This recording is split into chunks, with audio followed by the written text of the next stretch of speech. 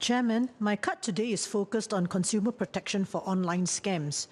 As to why I'm filing this cut for MTI instead of other more obviously connected ministries, this is because I believe that the Competition and Consumer Commission of Singapore can play a major role in this area. At the outset, I wish to acknowledge the work of the different agencies, some around the clock, to prevent, detect, disrupt and respond to online scams. Some of my own residents were saved from losses due to interventions during ongoing transactions. However, as consumers continue to lose a record amount of money to scams across a wider range of sectors and to increasingly sophisticated criminals, an overarching body to set and enforce standards and protections for consumers would be desirable over the current sector-specific and somewhat fragmented approach. For example, the Shared Responsibility Framework, or SRF, falls under the purview of the Monetary Authority of Singapore.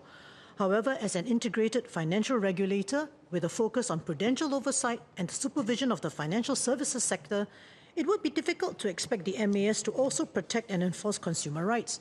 Consumer complaints are often directed to channels such as FitRec or CASE, but both have limitations, including in enforcement. Further, the current approach also means that solutions like the SRF, which is currently limited to phishing scams, only apply to banks and telcos. With investment scams and job scams making up 29% and 14% of all scam losses in 2024, the government will constantly have to play catch-up with evolving scam methodologies across various sectors. Consumers need a stronger advocate in their fight against scams. Accordingly, I believe that the Competition and Consumer Commission, CCCS, is best placed to take on such a central role with a focus on consumer rights. CCCS is a statutory board and has the power and legal authority to set and enforce national consumer protection standards. Critically, it will be able to protect consumer rights across a range of sectors and be a single point of contact for scam victims seeking redress.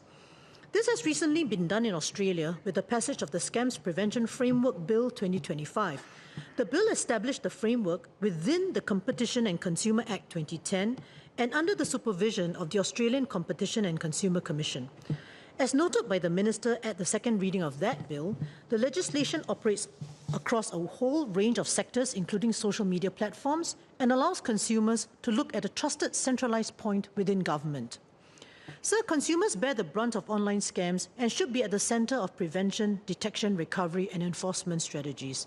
Our approach would be strengthened by having a centralized consumer protection agency like CCCS set and enforce such standards across a range of sectors.